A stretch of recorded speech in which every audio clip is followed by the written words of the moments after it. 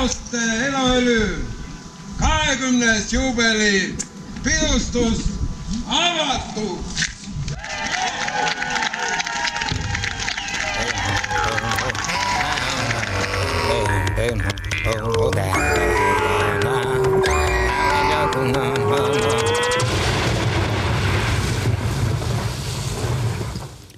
Tere! Oleme Moostes 20. rahvamuusikatöötluste festivalil Mooste Eloõlu.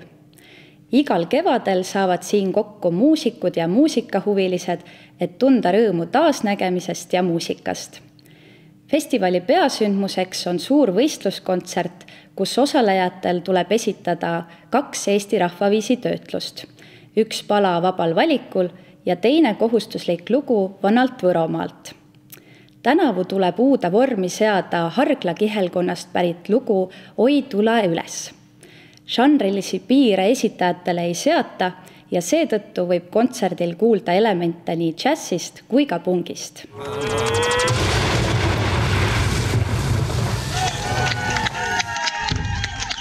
Parimaid aitab tänavu valida žürii koosseisus etnomusikoloog Ingrid Rüütel, muusikateadlane ja festivali Jätskaar peakorraldaja Anne Erm, helilooja Tauno Aints, muusik Kristjan Priks ja muusik Peeter Rebane. Tänases saates astub esimesena lavale ansambel Opus, kes teeb live-elektroonilist pärimusmuusikat ehk folktroonikat.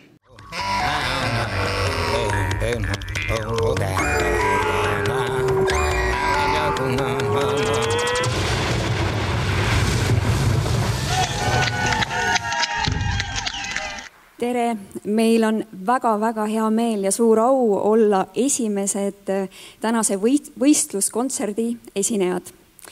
Soovime teistele võistlejatele kindlat meelt ning muidugi žüriile teravat kõrva.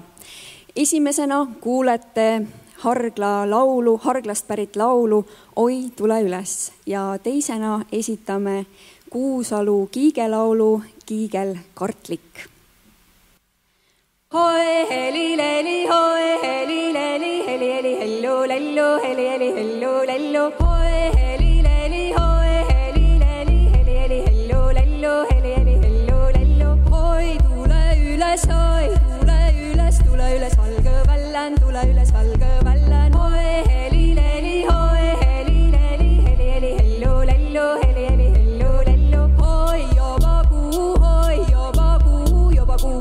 koro, joba kuu, koro, hoi heli leli, heli heli hellu lellu, heli heli hellu lellu, hoi joba kuu, aia koro, joba kuu, aia koro, hoi heli leli, heli heli hellu lellu, heli heli hellu lellu, hoi joba päiv,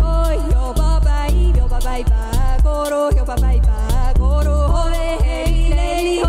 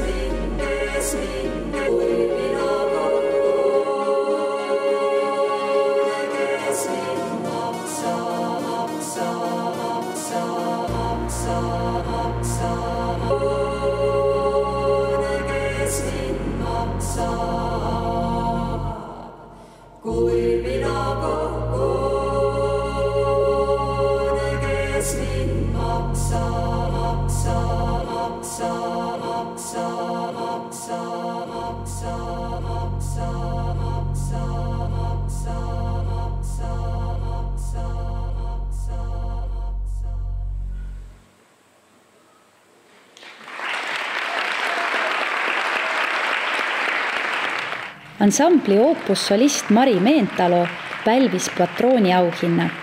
Samuti said nad Suitsusanna sümfoonia eripreemia. Oma kommentaari ansambli kohta annab žüriiliige Peeter Rebane. Opus oli suurepärane näide, kuidas tuua klubimuusika väljendusvahenditega rahvamuusika oma publikuni. Nende esituses oli veel muljetavaldav see leid, kuidas nad laval olid. See teatud mõttes soololaulja esiletõstmine nagu kantslist pidas oma laulujutlust ja muidugi visuaalsed lahendused. Nüüd aga läheme vaatame ringi koos mõisahärraga Mooste mõisas. Peale solhoosikorra lõppu läks Mooste mõis eraomandisse ja terve see mõisa ansambel oli enamus hoonetest inimeste käes, kes ei osanud sellega midagi peale hakata. Ja see maja, kus me praegu oleme, vana mõisa puidutöökoda, see oli esimene hoone, mis vald sai omanikult kätte ja siia siis tehti, tol ajal nimetati siin linakoda, sest siin oli ka lina Jõgeva sordiaretuse Mooste katsejaama kontor ja üleval oli hostel. Ja selle maja olukord oli ka selle tühjaks seismise järgi kõige hullem. Siin ei olnud aknaid ees, põrandaid all, külmakerged hakkasid juba tekitama siin ukse ja akende kaartele mõrasid, nii et see maja oleks, kui ta oleks veel tühjalt seisnud mõne aastaga, hakanud juba kokku varisema. Ja tänu sellele majale on võib-olla ka Moostes mitmedki teised majad saanud siis hoogu juurde, sest siia majja tuli ka üks perekond Sipsakat, kes tulid siia ööbima, tegid Lõuna-Eesti ekskursiooni ja tänu neile sai päästetud ka viinavabrik, tookord oli ta hirmsas olukorras ja neil tekkis huvi, et kuskile ehitada mingi ilus mõisamaja ja kuna vallalt selleks tookord võimu ei olnud, siis see saigi eraomandisse ja see maja on praegu Mooste mõisas üks kaunimalt ehitud maja siin.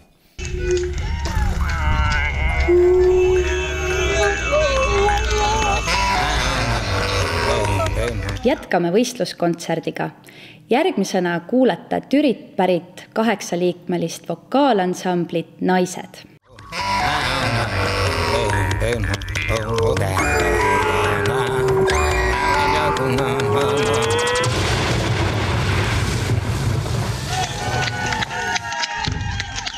Aga laul ise,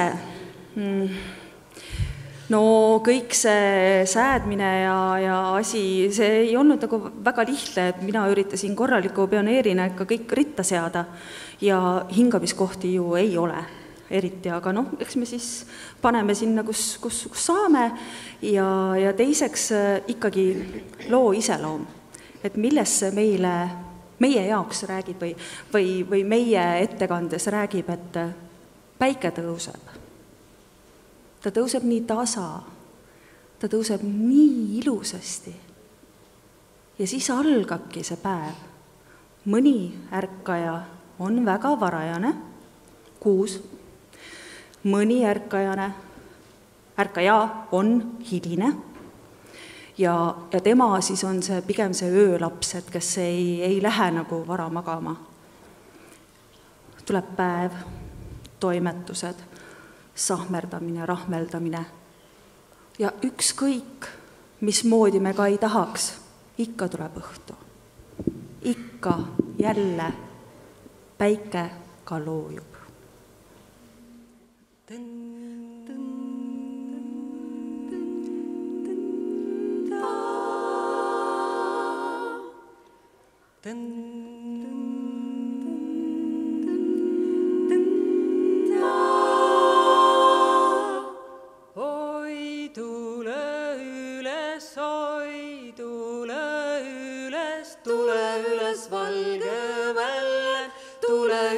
Valge vällen, oi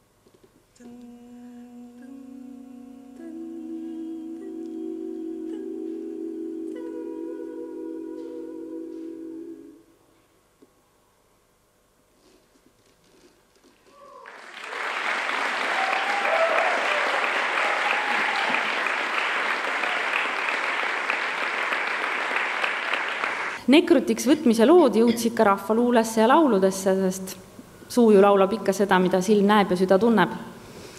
Ja üks selline teema ja üks laulude tüüp siis oligi lindudega sõna saatmine, et ehk need rändlinnud viivad kodustele teateid. Ja selle loo, mida meie teile nüüd esitama hakkame, panid Johansonid kokku erinevatest tekstivariantidest ja kui me küsisime, et kust viis pärit on, siis öeldi, et no võib-olla Lahemalt, võib-olla sealt, et ega enam ei mäletagi, sest see oli 80ndate lõpus, kui nad seda tegid. Ja Kärt Johanson on seda laulnud ka, nagu rahvalaulikud ikka mitmes erinevas versioonis, mõni on kilomeetri pikkune, mõni lühem. Me võtsime, õigemini siis Ave võttis seada ühe sellise vähe lühema, et me teid väga ära ei väsitaks. Ja laulu pealkirja on siis Metsaliigled.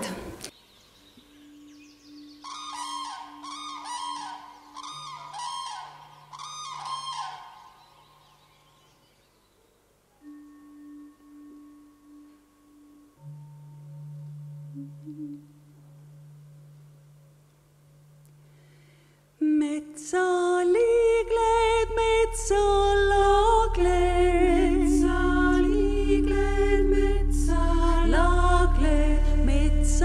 Metsahaned, hallid linnud, metsahaned, hallid linnud, minge muisade malu, minge muisade kaudu, minge moema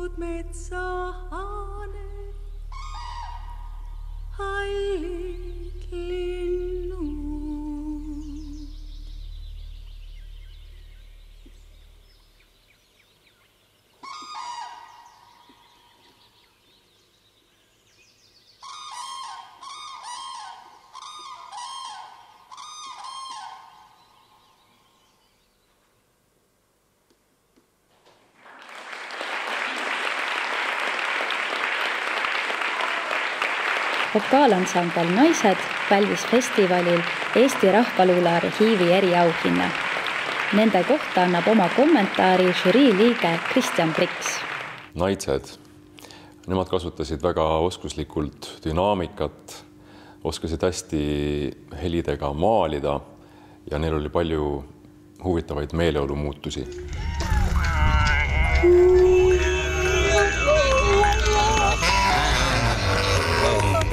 Tänaseks siit lõpetame. Aitäh vaatamast ja kuulamast!